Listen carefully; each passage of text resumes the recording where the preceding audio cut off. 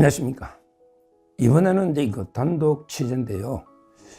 정영식 재판관의 그 아들의 그 4대 의혹을 정영식 재판관은 해명하고, 그리고 이제 그 민주당이 이런 이제 그 정영식 재판관의 아들의 문제에 관련한 약점을 잡아서 정영식 재판관을 협박한 이런 의혹에 대해서 철저하게 그 검찰도 수사를 해야 된다.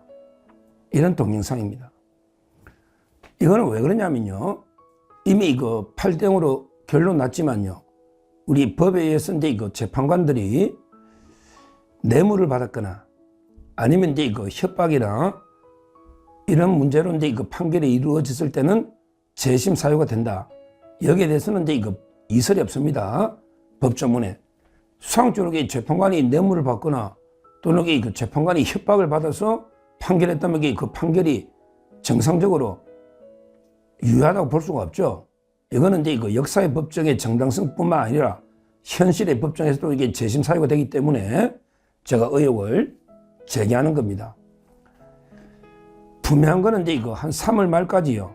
3월 한 말까지 그 정영식부터 이제 우리 우파 3명이 확실하게 그 5대3 기각 각하로 그 버티고 있다가 갑자기 정영식 재판관이 배신하면서 8대 2 됐다. 이거는 조배숙 의원도 그 주장을 했고, 조배숙 의원이 법사위 중진 의원입니다. 그거는 이제 이미 정설로 돼 있고요. 대통령 측도 이제 그 확실하게 그 정영식을 믿었기 때문에 5대 3을 확신하고 있다가 이제 그 충격적인 배신이 있었는데, 이거는 여러 가지로 증명이 됩니다. 그런데 그 배신 이유가 이제 그 협박 때문이다. 이게 법조계의 파단 소문인데, 제가 이제 구체적인 팩트를 제시하면서 해명을 하고 수사를 해야 된다. 이 말입니다. 실제 이제 그 정영식 재판관이 그럼 어떤 의혹이 있느냐. 저 4가지를 한번 여기 그 의혹을 제기하면서 이제 그 해명을 촉구를 합니다. 자, 먼저 이제 그 어떤 약점으로 그 협박을 당했을까? 왜 정성호 이제 그 민주당이 이재명의 분신 정성호가 이제 그 정영식 재판관한테 미안하다 이렇게 사과까지 했거든요. 근데 뭐가 미안할까요? 뭐 잘못한 게 없으면 미안할 이유가 없잖아요. 을사 5적이니 8적은 박찬대나 전현희가 했지, 정성호나 이재명에게 이거 한 적이 없어요. 오히려 이재명이는 재판관도 공개하지 말라 그랬어요. 이거는 정보가 센 의혹인데, 따라서 이게 왜 정성호가 미안하다고 그 3명한테 사과하는데 특히 정영식 재판관이 사과를 했을까? 이것도 이게 의문이고요. 그리고 이제 그 일부 유튜브에서 박선영은 이제 그 처형이잖아요. 박선영 의원의 수사, 이거는 아무 관계 없어요. 이거는 처형이고 남입니다. 그리고 이제 공처에서 수사 고발인 그 프로 고발로 김한매 고발인 조사도 아직 안 했어요. 그리고 그건 거리가 안 되기 때문에 처형 박선영 진실화해 위원장 협박 때문에 넘어왔다. 이거는 말이 안 됩니다.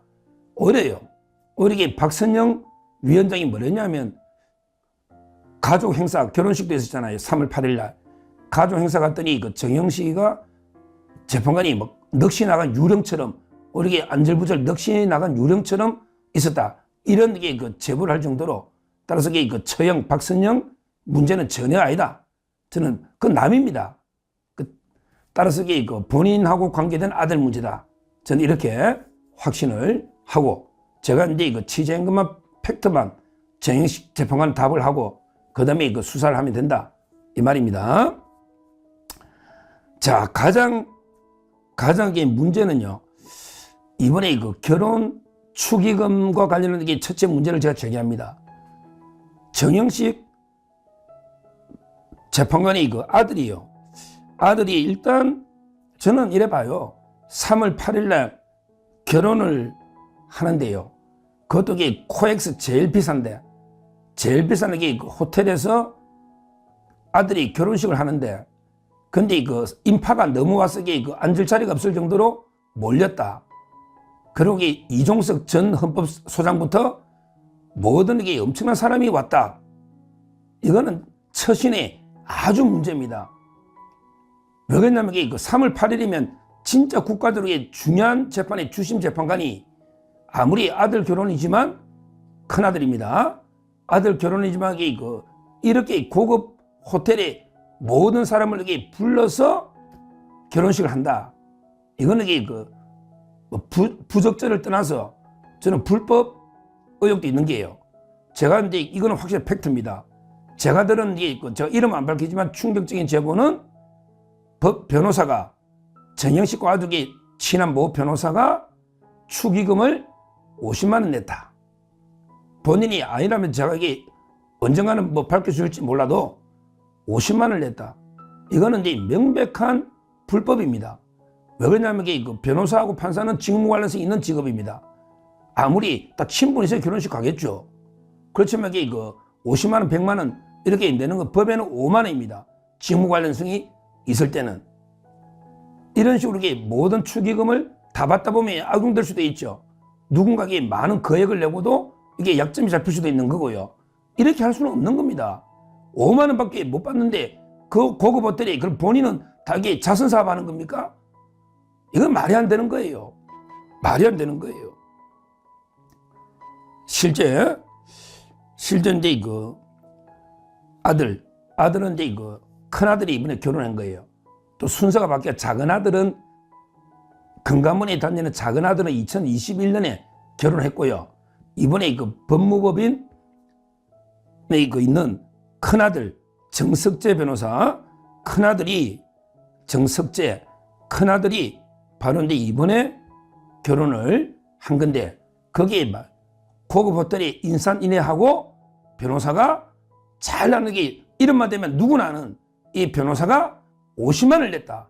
이거는 명백한 저는 김영란법 2년의 징역 처할 정도로 심각한 도덕성의 문제가 아니고 불법성까지 수사를 해봐야 된다. 이게 뭡니까 그래? 아니 그 중요한 재판이 3월 8일 날 결혼식에 온 사람들을 다 불러서 고급 호텔에서 축의금 다 받으면서 그럼 이게 얼마씩 하겠냐고요. 민주당이 이용될 수도 있고 그 연수원 동기도 있고 얼마나 많겠냐고요. 얼마나. 저는 도저히 납득이 안 돼요. 그 17개 하면 이게 얼마나 많습니까? 유명한 사람들이. 박성재 법무부 장관도 있고 오세훈 시장도 그 기수인가? 좀 이게 얼마나 많았냐고요. 하여튼 정석재 변호사, 지금 법무법인 한일 법무법인에 있는 분이 결혼을 했는데 막 온갖 법률신문에 공고도 다 하고 본인 다 알려가지고 이렇게 거액의 축의금을 받는다.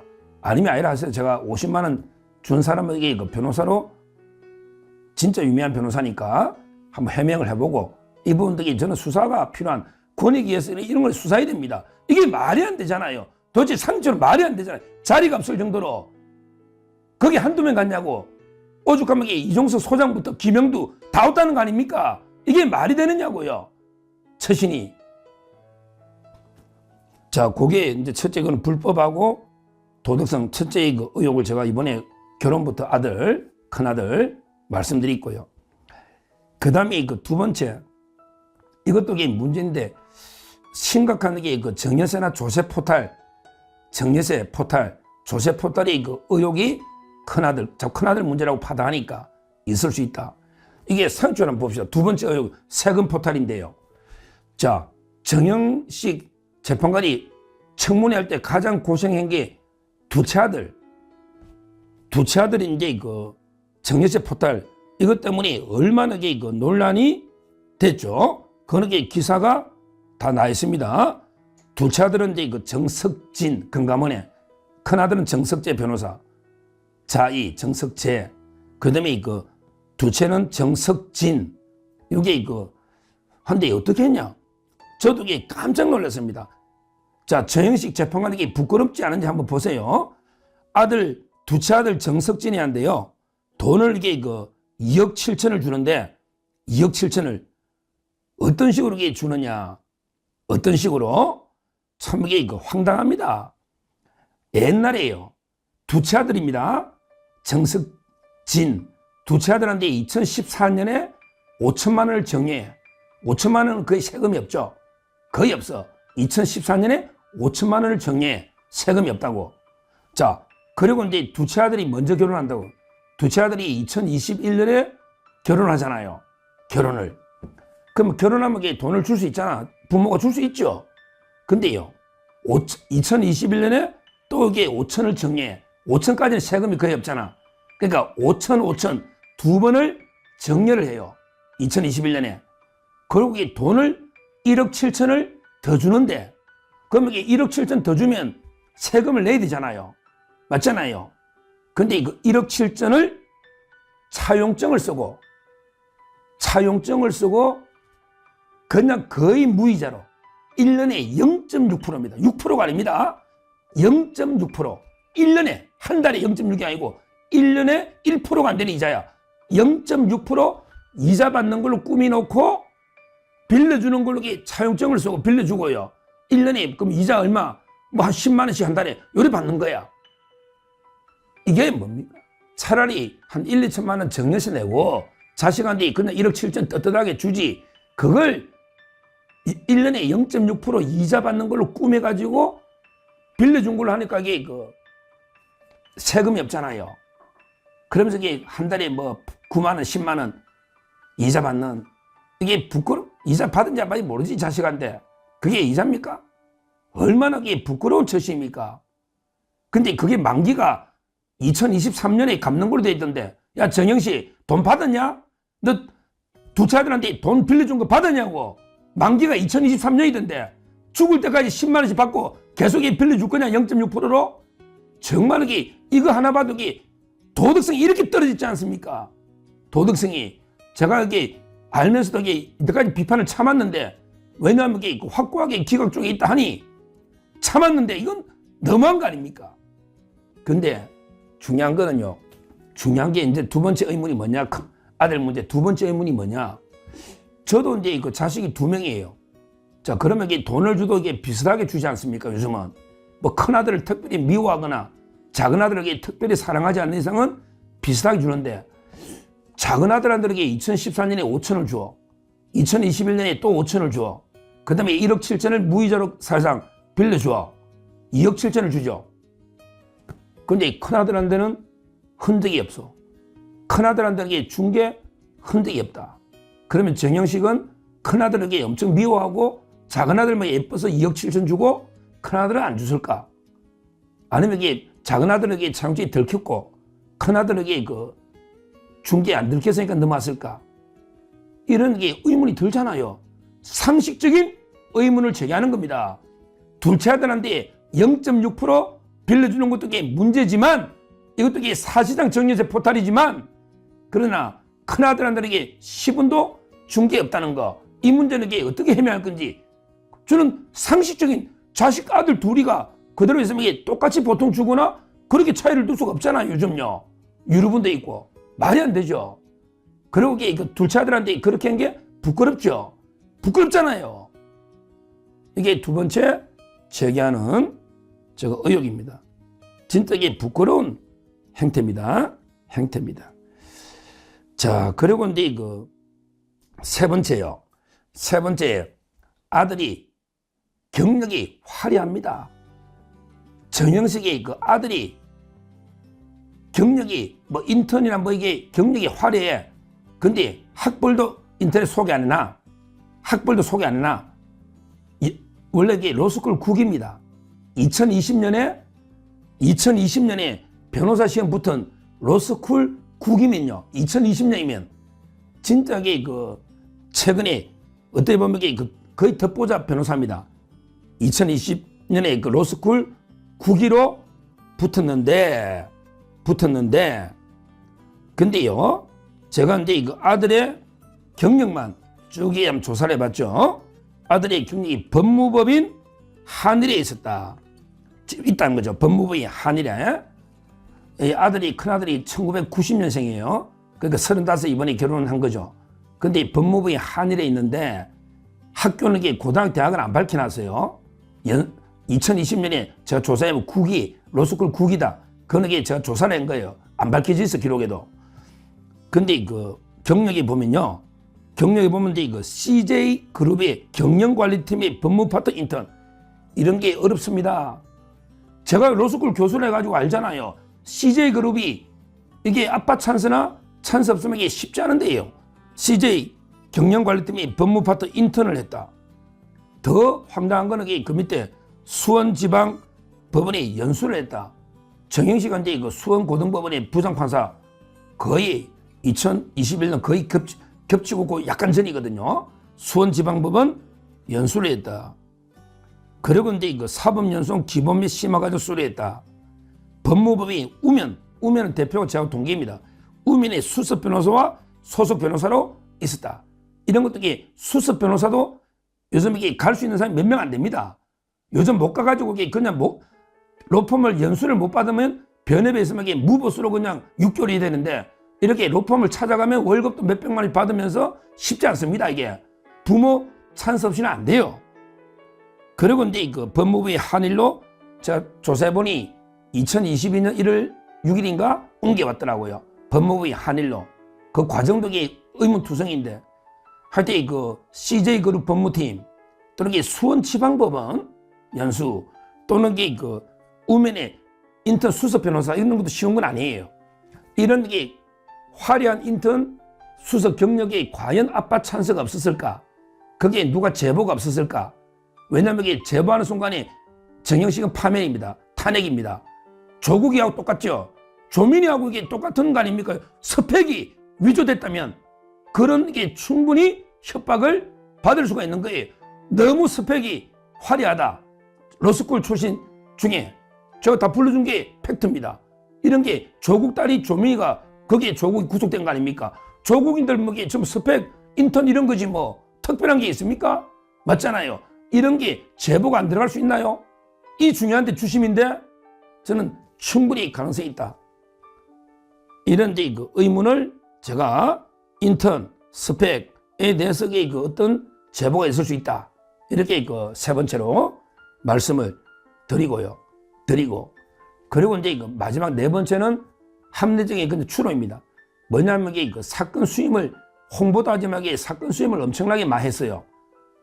실제 2020년에 로스쿨로 가지고 거기 그 법무법인 한일은 이제 그 진짜 정관들이 있는 우리 그 무역센터 거기 로펌인데 거기에 뭐 BBK 특검에 또 우리 문강배 변호사는 시대의 유명한 변호사인데 그분은 제가 잘 알기 때문에 아예 그냥 잘 몰라요. 정영식 아들을 별산이기 때문에. 그리고 이제 거기에 또 대표가 광주의 대동군은 이분이 친분이 있나? 하여튼 그 엄청난 정관 2명이 이끌어가면서 한 20명 될 겁니다. 거기에 왜 어떻게 2022년 1월 달에 한일로 옮겼을까? 제가 이제 그 의심이 가는 대표 변호사가 있는데 그까지는 이게 제가 좀 더 취재를 해보고 근데 그 어떻게 보면 이게 그 블로그에 글도 많이 올리면서 사건이 엄청나게 많아요. 과연 이게 2020년에 놓은 일반 이제 변호사 경력이 거의 없잖아요. 이런 사람들이 독자적으로 사건 많이 수임하기 어려운데 혹시 이제 그 아버지가 유명한 법조인이니까 그런 게 그 아빠 찬스 수임은 없었을까? 요거는 제가 합리적 추론이에요. 그러면 이게 엄청난 약점이 잡힐 수가 있거든요. 이걸 제가 왜 의심하느냐? 자, 이게 중요합니다. 요거는 이게 기사도 한 줄 났지만 제가 다시 그게 로펌을 제가 아는 분이 있기 때문에 아까 잘한다 했잖아요. 대표님도. 뭐냐면 이게 그 정영식 아들이 출근을 거의 안 했다는 거예요. 요즘 엄청난 압박을 받아서. 아니, 아들이 재판관 남편도 출근하잖아. 아니, 정계선의 남편 황필규도 출근하고 공감. 또 그 이미선의 남편 오충지도 YK 출근하는데 아니 그냥 재판관이 아들이 엄청난 압박감에 사실상 로펌에 출근을 거의 못할 정도다? 의심하잖아요. 이거는 이게 기사까지 났습니다. 아니 왜 아들이 압박감을 받아서 이게 로펌에 출근까지 못할 정도로 심한 압박을 받죠? 이해가 안 되잖아. 뭔가 이게 대단한 협박 이게 없다면 이게 그럴 리가 없잖아요. 아니 아버지가 재판관인데 남편 재판관도 이게 다 정상적으로 일하는데 왜 아들이 출근도 못할 정도 협박을 받고 있었냐? 이게 뭐냐 말이야. 이게 뭐냐? 이걸 제기하는 겁니다. 야, 결국은 이제 그 정영식 아들 관련 했었는데 이번에 화학 결혼은 축의금 제가 그건 확인했고요. 이건 명백한 김연아 불법. 그러면 이게 얼마나 악용돼서 누가 축의금을 이게 왕창 주고도 또 이게 협박당할 수도 있는 거 그래서는 안 되죠. 이건 도덕성의 문제, 불법 김영란법 위반입니다. 김영란법 의혹 하나. 그다음에 정여세가 둘째 아들한테는 이렇게 3번에 걸쳐서 이렇게 편법으로 포탈 주는데 큰아들은 아무것도 없다. 이것도 이게 뭔가 이상하다. 만약에 큰아들한테 줬다면 또 이게 세금 포탈되면 재판관 할 수가 없거든요. 버틸 수가 없다고. 이것도 팩트고요. 3번째는 이게 인턴 경력도 다 팩트로 제가 확인한 거예요. 여러분, 이런 게 아빠 찬스 없이는 어렵는데 조국하고 이게 뭐가 다르냐? 이 문제하고요. 그리고 마지막으로 이제 왜 압박을 받아도 법무부에 못 나갈 정도로 계속 압박을 많이 받았냐? 사건 수행과 관련해서 이게 아빠 찬스나 여러 의혹은 없었냐? 이해가 안 되잖아. 그렇게 압박을 받는다는 게 이해가 안 되잖아요. 하여튼 저는 정영식의 배신을 이유가 있긴 있다 봐요. 그냥 뭐 아무 순수하게 그냥 확고하게 우파 쪽에 있었던 분이 대통령이 지명하고 임명해준 이분이 대통령 철석같이 마지막까지 정보 보고 믿고 있었던 분이 충격적인 배신하니까 그러면 나머지 2명은 의미가 없잖아요. 주심이 제일 중요하고 제일 먼저 하는데 뭐 6대 2가 된들 7대 1이 된들 이게 무슨 의미가 있나요? 어차피 이게 만장일 쓰나미처럼 박근혜 대통령은 똑같죠. 그러니까 이제 줄줄이 조한창 그다음에 마지막에 김복행이 무너지는 거죠. 주심이 중요하니까. 따라서 저는 이 부분은 수사가 필요한 부분이고 만연하게 민주당과 협박, 특히 정성호가 왜 미안하다 했을까? 그다음에 이재명이는 왜 미리 알고 재판관들 공개하지 말라 했을까? 공개하지 말라 그랬잖아요. 얼싸오적 팔짝할 때 이재명 재판관 공개하면 안 된다 그랬거든요. 판결이 줄줄이 새고 있단 말이야. 새고 있다는 거죠. 이런 부분은 저는 이번에 헌재 결정의 정당성 이 문제도 연결되고 역사의 법정도 중요하지만 실제 현실 법정에서 만약에 충격적인 압박, 협박이 있었거나 또는 이게 이건 가정이지만 뇌물 동굴회가 있었거나 그보다는 이게 협박이 있었거나 이러면 이게 재심 사유도 해당되기 때문에 제가 의혹을 하나하나게 팩트로 제기한 거고 여기에 한 줌에 제가 허위가 있다면 제가 법적 책임을 감수하겠다. 그리고 이게 정의 재판관은 제가 말한 의혹에 대해서 답을 하고 검찰이나 공천은 말할 것도 없고요. 검찰에게 수사를 할 대상이 아닌가 이렇게 말씀드립니다. 감사합니다.